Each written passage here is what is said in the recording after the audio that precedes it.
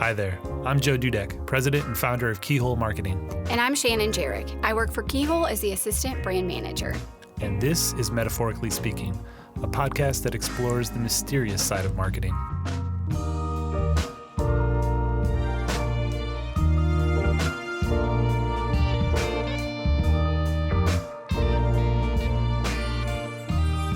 Hello. Thanks for joining us on the Metaphorically Speaking podcast.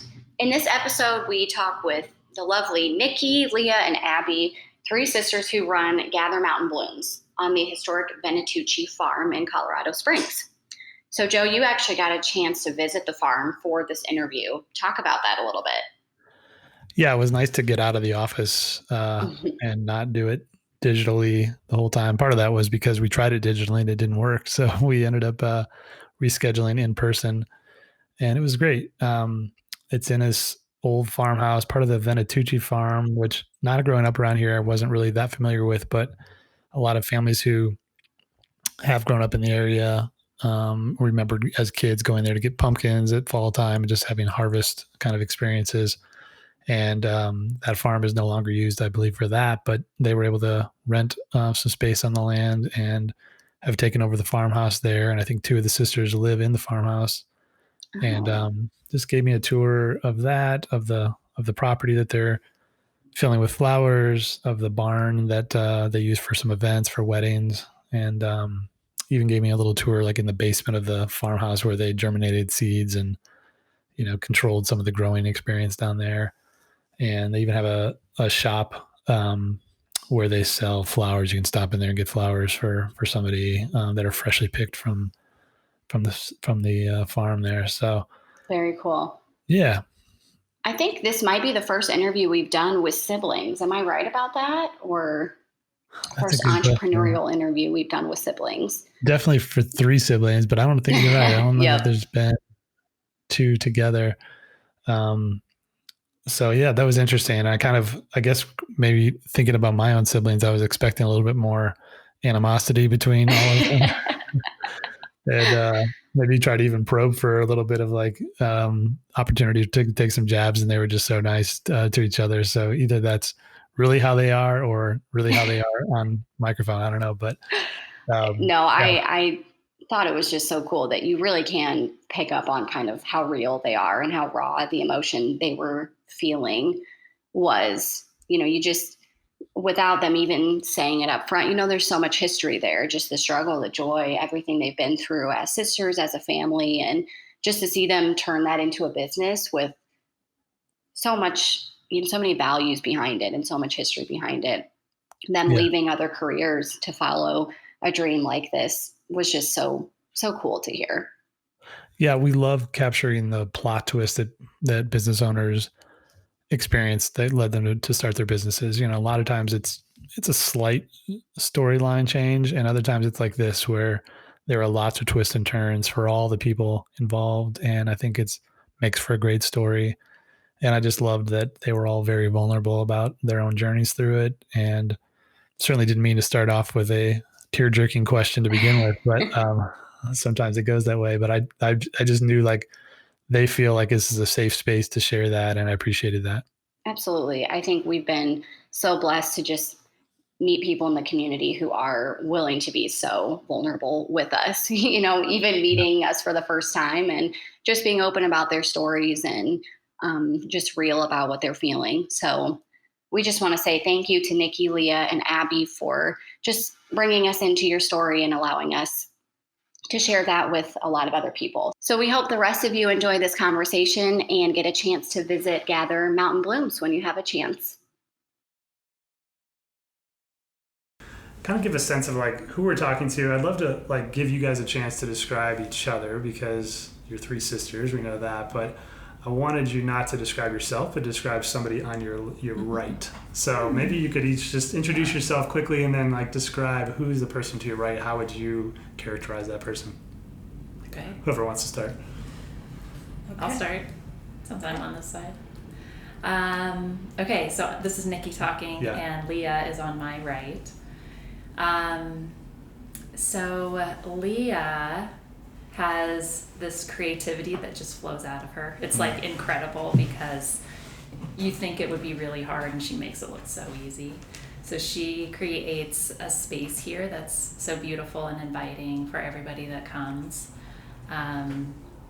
You know, I don't know how much we want to describe about background and everything, but just talking about like who she is and what she does on the farm for us is she just brings a lot of joy to the space. She does all of our wedding florals. She makes our farm store look gorgeous. She does all of our floral creations. She has the biggest heart. She's like somebody that will like cry if you are crying, or if there's somebody hurt. She just feels deeply. So she's a beautiful person. Nice. Thanks, girl. I know we're all gonna start crying. I'm here, try so. not to cry. Yeah. My name is Leah. I'm Leah speaking right now, and to my right is Abby. She's our baby sister, the youngest of the family. And she is the most caring but fun, energetic person to have around you. She's always going to bring a story and a life to whoever is around us. She's very inclusive, includes everybody, loves everybody. She's also the hardest worker I've ever seen. She's our lead farmer. So she's out there at 6 a.m. every single day. It doesn't matter. She's going to get up and she's going to be out there because that's what she said she would do. She has also completely transformed her world this year, just moving from California to here and starting something brand new. She didn't, in the beginning, she's planting all these seeds, not having a single clue what these seeds were going to look like, what flowers she was going to be creating by planting all these seeds. So it's been so much fun to see all of her work blossoming in our fields. Like, our fields would not be what they are without Abby. Yeah. Like, Abby is the true workforce behind that. And she's kind of the life of the party. So totally. She loves people. She loves to have a good time. She loves to make sure you're having a good time. And she's always going to be there for you. So that's awesome. It's up to you, Abby. Okay. Abby speaking. And to my right is Nikki.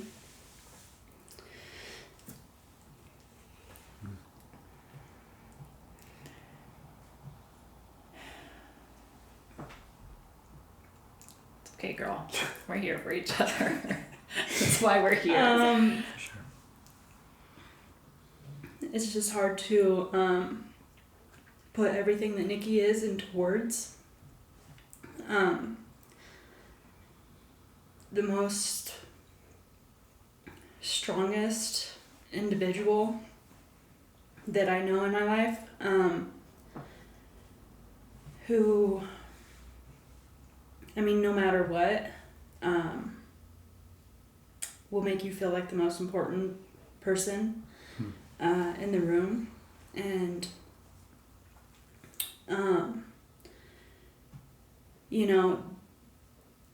I don't believe that we would be where we are today without Nikki, and to just watch her have the resilience of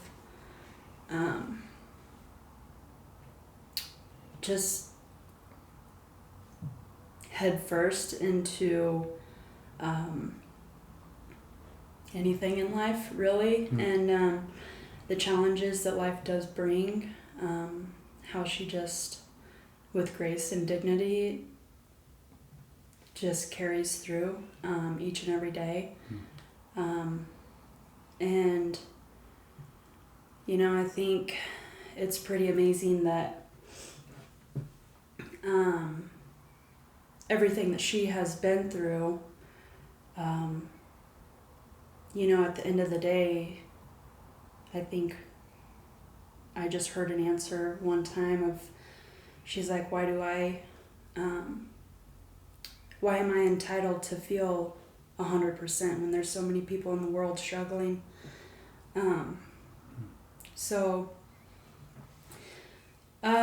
As far as the farm goes, she's the brains of the operation. I've planted a bunch of seeds, but I would have never known where to start or how to start. And she's just a dive head first in kind of person, and super inspirational, super encouraging, and just makes sure that, like I said, that all of us around are okay first. I think we all probably feel that way. Like Leah probably wants Nikki and I to be okay first before herself, and I feel like, Yeah.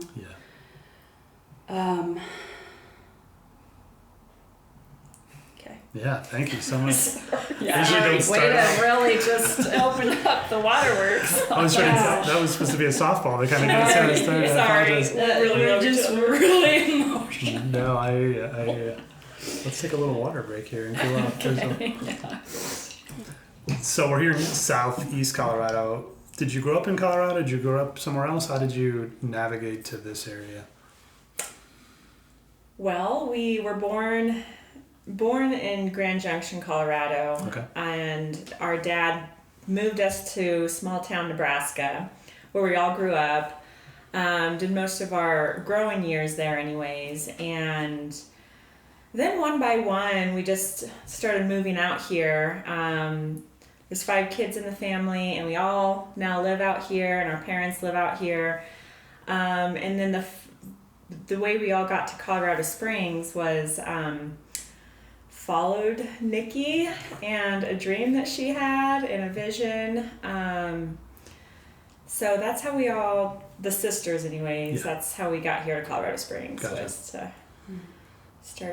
start a farm. Yeah. Were there any memories in Grand Junction or Nebraska? I mean, Nebraska, it sounds like there would be. Was there a farm involved there? What was your memories? What were your first experiences working in the garden, working in a farm, those types of things, if you had that? We did not grow up with a farm. Interesting, okay. Yeah, we grew up in a small town, lots of farming around it, but no, it wasn't like the backyard gardening kind of place. Okay. It was large, scale farms. Yeah.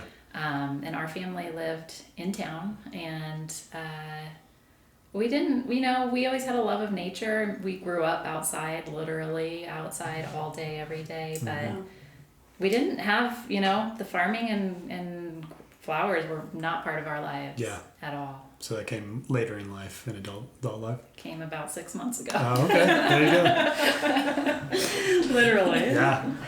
That's so interesting. I mean, I can... my wife, her family had like a back garden that was pretty large. She didn't grow up on a farm or anything, but so she got really attached to gardening at that age, and then has introduced our son to gardening especially back when we lived in Indiana. Harder out here, especially where we live with the deer, and a lot of stuff just doesn't grow very long. But so that's where her connection to gardening started and continued on. But it's interesting that it kind of starts later in life. Can you talk, obviously I wanted to explore your story and why we're even here together, as you indicated, Abby. We're here through your story. Can you walk through that? And certainly you shared on the website, but I'd love to hear from your own perspective. Yeah. So this is Nikki talking, and my background is not in flowers at all, but my background is in nonprofit management and accounting.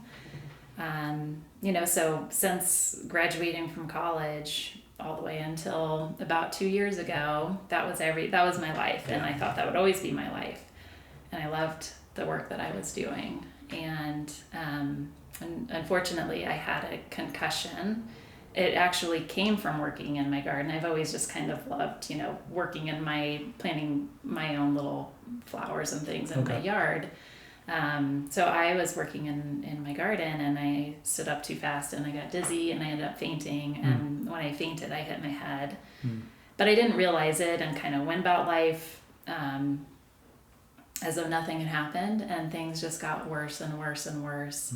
But I kind of put up with that for about a year, and then I had to quit my job because things just, I was getting really awful migraines.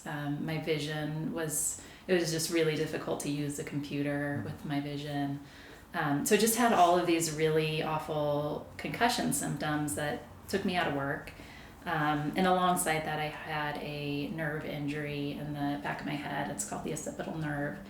And related to the injury? It was related to the injury, yeah. So it all happened at the same time. It's basically like whiplash. And so it stretched the nerves and caused damage.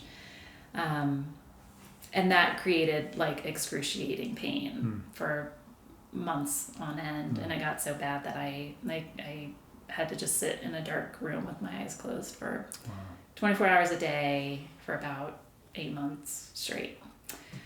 And finally, and we didn't know it was a nerve injury at that point. So finally, found a surgeon who could do surgery on the nerve. And from the surgery until finding the flowers, I spent a lot of time just contemplating my life, what I had gone through, what I was given with getting my life back.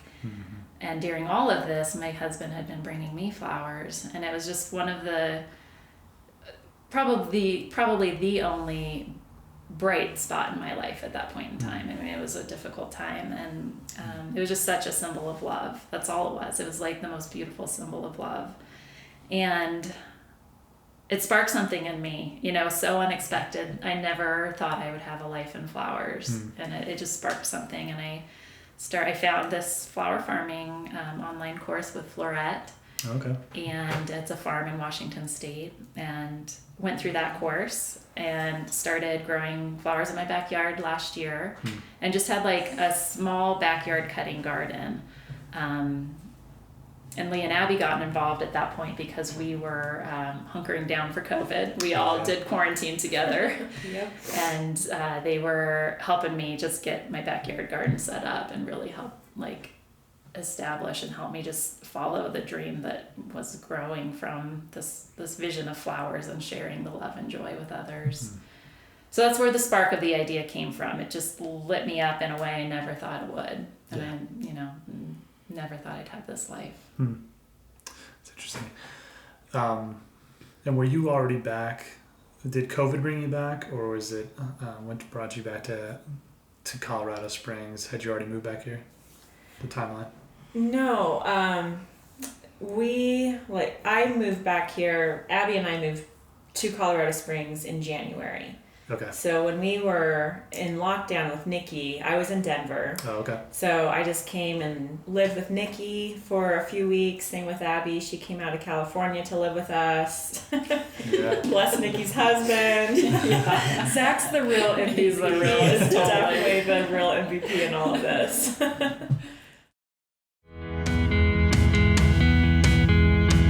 Raise your hand if you've heard the term FOMO. Okay, just kidding. This is a podcast. I cannot see anything. I do hope a few of you were gullible enough to participate, though.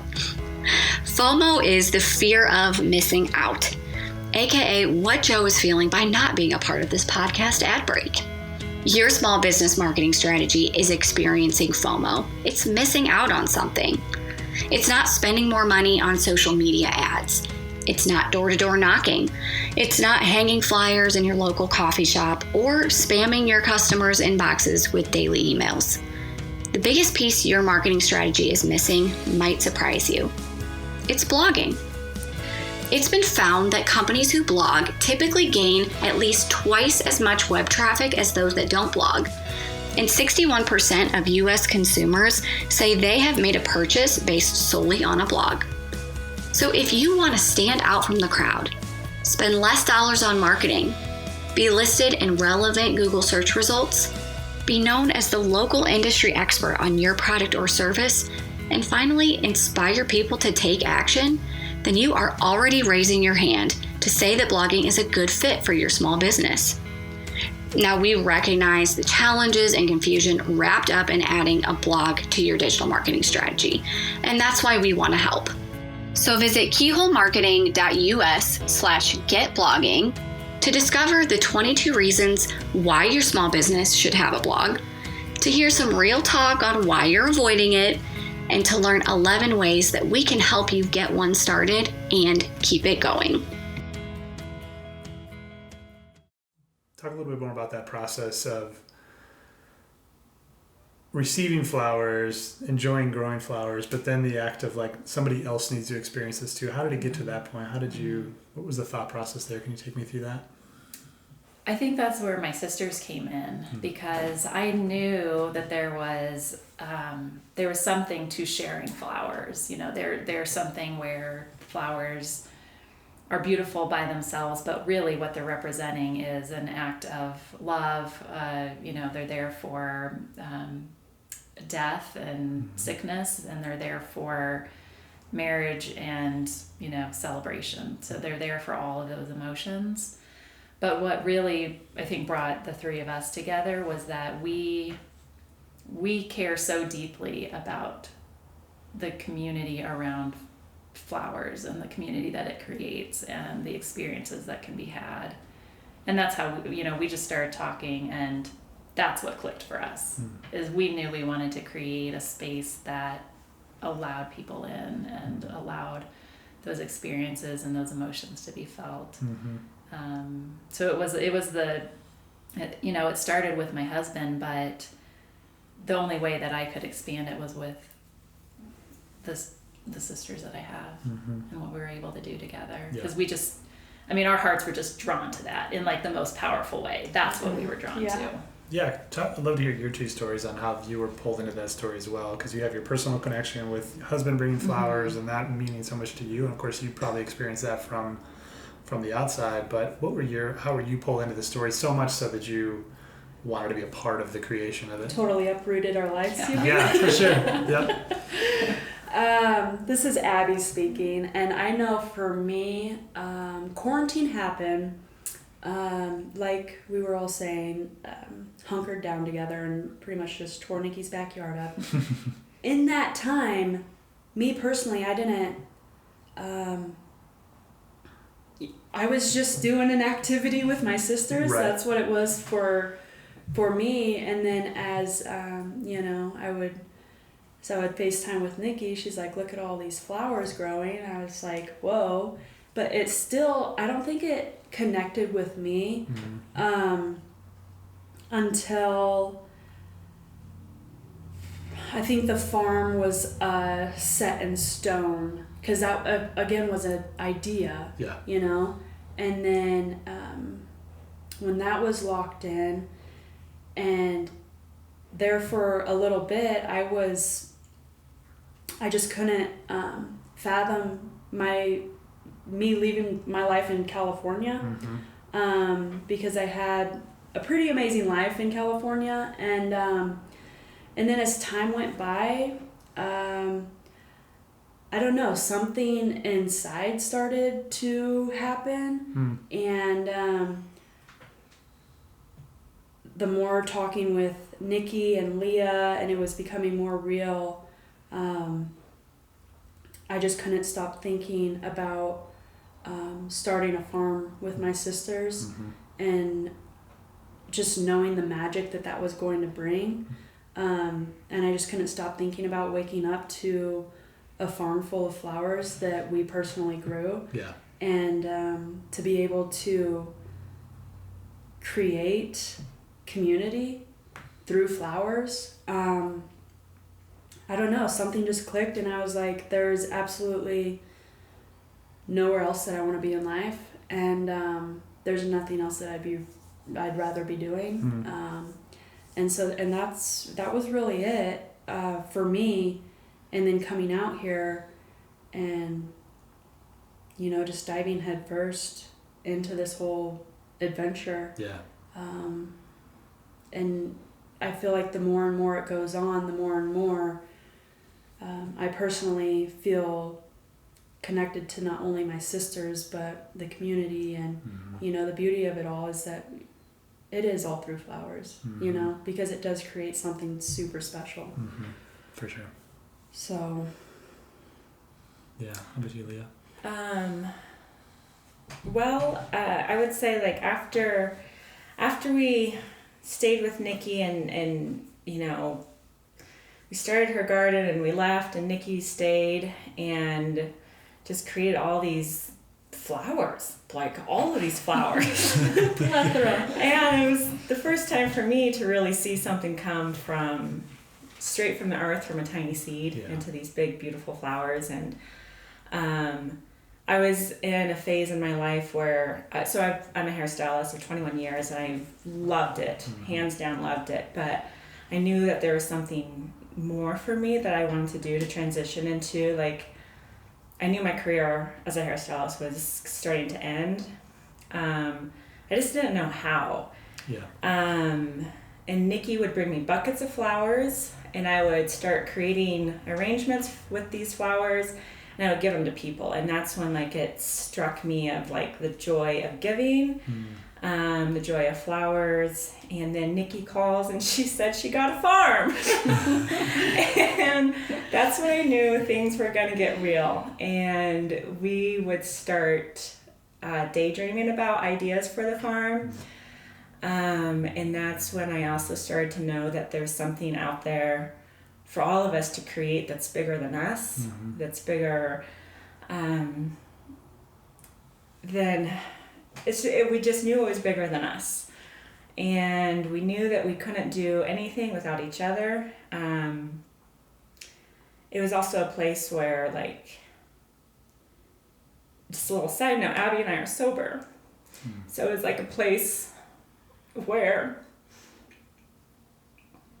I knew I could be like the best version of me by growing and doing this with my sisters and giving back to the community. And if it wasn't for this farm, like, we wouldn't be here the way we are today. So yeah, there was just a deep knowing that this is exactly what we had to do. So it's flowers. It's beautiful. Well, it's beautiful because you want so much to bring the community involved and not just have good flowers, right? Anybody could probably just find the right techniques, but it's like your hard work and really what you just said there, your personal stories that you're putting into the soil. And of course you're receiving so much every time you get your hands dirty and are turning things over, but you're also putting parts of your own lives into that, which therefore somebody can take with them more than just a bloom, right? It's like it's your story that they're taking whether they know it or not. Just that energy of the experience is really awesome. Talk a little bit about, like, I know it's a little early, but what sort of experiences come to mind when you think about how you have engaged with the community? What are some ways that they've been received from this garden? Any personal stories that come to mind?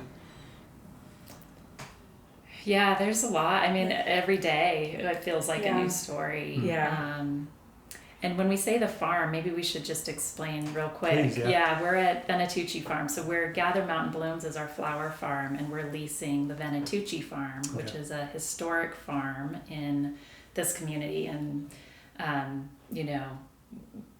we hear stories from almost everybody who comes to visit about their memories coming here. And Nick and Bambi Venetucci were the ones who really started the vision of community in this space, and they would give pumpkins to kids, and so many people have the memory of coming to the farm for pumpkins. Wow. So we get to, in a really special way, continue a legacy of giving and community in our own way with flowers, but it definitely started with just some wonderful people before us. So we're here at Venetucci Farm, so but since we've been here, I'll say for me, a really just personal side to what the farm gives is that I've been able to bring some other people who have ongoing struggles with their own concussion symptoms. Concussions are so complex, and a lot of people have experienced one and gotten better, but a lot of people don't. And it's those handful of people that really struggle through life for a long time. Yeah. I'm still in that category. I still struggle a lot myself, but with a concussion, sometimes you just need to be in a space that feels at peace with nature, surrounded by people who understand what you're going through. So, I've had a opportunity to bring some people out here and give them something really special through that, and that means a lot to me because they're giving me a lot too when they're here. Yeah. So those are special things that we get to do with the farm for me. Yeah. I'll chime in. Yeah. I think, as you see us crying through this, very sorry. Because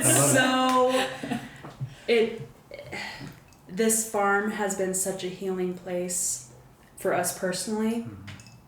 And then, as Nikki said, so many others come in for it to be a healing place for them.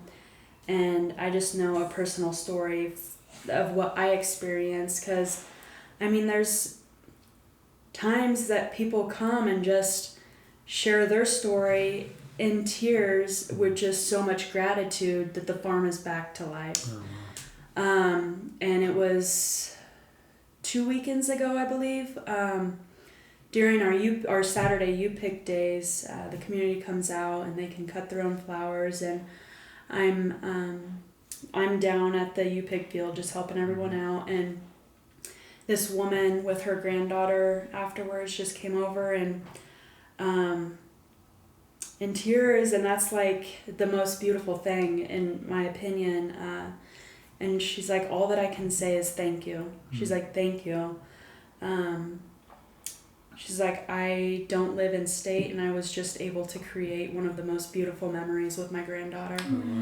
And so it's stuff like that, and it's just amazing, because we do. We're pouring like our hearts and soul into this because we're so deeply just invested, and there's just something about sharing this farm with everyone else. So. For sure. You guys, there seems to be a great camaraderie. I don't think it's fake. I feel like it's all fairly legit.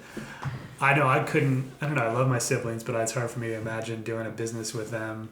Was that a hard transition? Was there some hesitation with any of you? Like, I don't know if we can make this work, or was it just like, of course, like, let's just do this? It was like, of course, let's just do this. I don't think any of us were afraid of doing business with each other. We've always been so close, as sisters forever. And I think because we all bring something so different to the table to keep things going here, there's no stepping on each other's toes. There's no, like, I can't do Abby's job better, and I can't do Nikki's job better, and it goes down the line like that. Yeah. So we have a lot of trust in each other, just knowing that we're all gonna pull the same weight, and we're all gonna like bring the same thing to the table. We're all gonna put our heart and soul into it, and so no, I don't. No, absolutely. All business advice would have told us you should really be careful doing this. But I think we keep talking about this, like, being drawn by our hearts, but we are just so drawn in by that. It seriously fuels what we do. Yeah. And then we have those different skills, and we couldn't do this without if one of us was missing, this whole thing wouldn't work. Yeah. So it really, really does just work that way. Did you ever try to bring the two brothers in, or was that never part of the conversation? No. They're good. They're good. We love our brothers, but they're in a different phase of their lives. I do. I'm interested too. It started in 2020. Correct, officially. So, that's definitely an interesting year to start a business. What was sort of like, I don't care what's sort of going on in the world right now. This is the time to do it. We have to do it now. Kind of walk me through that, like just that push to endure the realities of the world and just saying let's not wait. Let's just go ahead and pursue this now. Well, it started whether I liked it or not when it happened. I mean, it was just like, because I had, I was coming out of like my cocoon of a world. So, and, when COVID hit, I was like, I've been doing this for like a year and a half, right. Quarantine, that's what I've been doing. So when I came out of like my health coma, essentially, and I wasn't actually in a coma, right. just to like clarify. When I kind of came out of my stuff, I just knew that it was time to start. Mm-hmm. It didn't matter what was going on in the world. And the nice thing is that I was starting slowly. I wasn't starting with like, this is going to be a huge farm mm-hmm. with lots of people and flowers. I literally was growing in like, I don't know, a tenth of an acre or something, mm-hmm. like tiny little backyard space. Right. And joined up with Eclectic, which is another incredible company that has a little boutique in Old Colorado City and downtown Colorado Springs. And would just pop up outside their shop with flowers. Mm-hmm. I mean, it started that simple. Yeah. And, people were kind of dying to have flowers in their lives mm-hmm. at that point too, just with, I think, needing that beauty with everybody being kind of shut up for so long. For sure. So it just happened because that's when it needed to happen, Yeah. And the COVID world was its own thing. Yeah, Mm-hmm. yeah. Just a couple more questions. I know you're still early on into this entrepreneurial game. What are some maybe early lessons you would be able to share with maybe some mistakes you've learned along the way, some challenges you faced, any sort of tips, tricks that you would give to other business owners? Well, we're all kind of smiling and giggling at each other because, and I think the biggest lesson is to try, to just try it. I think we went into all of this in the beginning knowing for certain that we would fail at some things. Mm-hmm. We've also gone in without the idea of perfection and getting it right. And we've also gone in with the idea of having fun. Like this is having fun is definitely something that we try to always be reminded of, but that's what I can add to it. I don't know if... Yeah, I was just gonna say our famous saying around here. Because it is. We don't know everything, and we don't try to know everything, and we do everything about 2 to 3 times, and do I personally wish it wasn't like that? Do I wish that, we could just do it right the first time? Yeah, but, it's the first year, and we also are okay with clunking through. It's not a smooth. That's our word for how we're going about business. We just clunk through it. I love it. I love it. It's first year. It's a bunch of lessons and it's a bunch of learning. And like Leah was saying, just don't be afraid. Yeah. These opportunities and ideas keep arising, and for whatever reason, we're always like, let's do it. Yeah, we joke because we're like, if you think it will happen around here. Yes, because literally it's so like true. We will say one day like we should have live music on the farm, and then the next day we're like, we just booked a band. No fear, no second guessing ourselves. Mm-hmm. But things just flow, real naturally to us when the time's right, and we kind of go with it. We figure it out. Figure it out as we go. Yeah. We have no idea what we're doing sometimes. No idea. But it's just like not being afraid to fail. And it might look a little different if we didn't have each other. Yeah. If Nikki got this farm and she was doing it alone, I'm sure oh my gosh, completely different. Mm-hmm. Yeah. So I think just knowing that we all have each other's backs, and if we fail, we're all going to be okay. Yeah.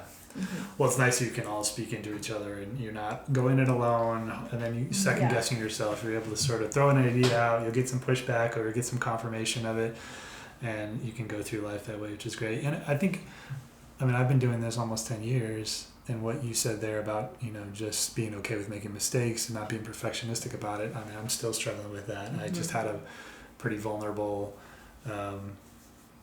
newsletter that we just put out and just talked about how that's still a struggle for me to just be so hard on myself when there's mistakes. It wasn't even business related. It was like painting. It was like a bad painting job. It had nothing. It was so like easily cleaned up, and I just realized my wife was helpful to be able to clarify like how hard I was being on myself. And I'm sure like that was just the words that exited my mouth, not all the other words that are going on inside my mind. So I just love, like, that's good encouragement for me to be kinder to myself through the mistakes and not be so hard. So I appreciate you sharing that.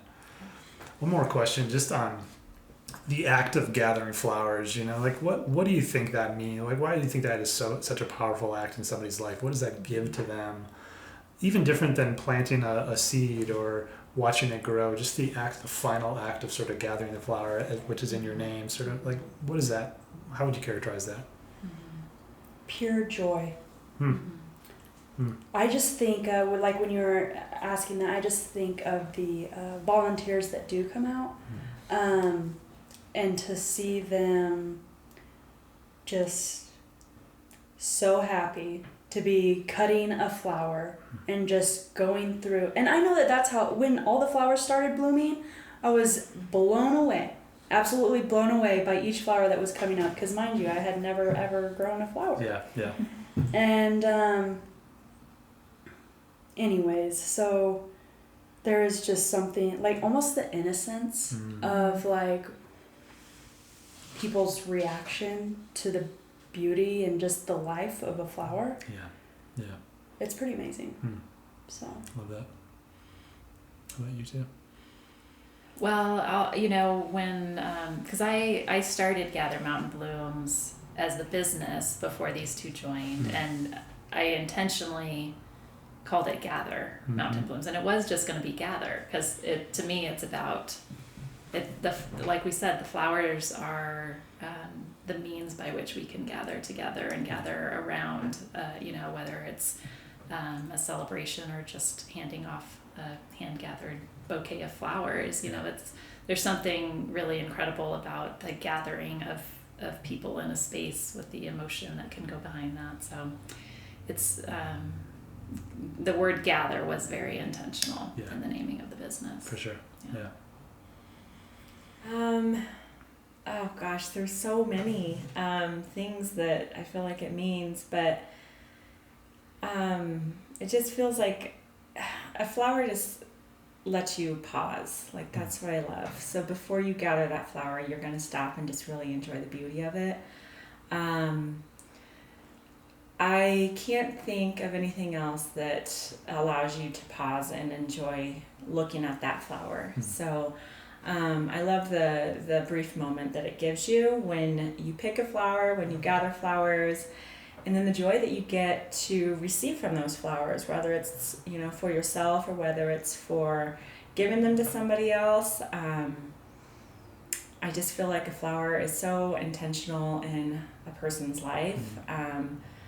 You just don't really know how much it does for you until you really stop and think about the beauty of that flower and what that flower smells like and who you're going to give it to. Yeah. It's just so beautiful in that way. Certainly engages all the senses. It does, yeah.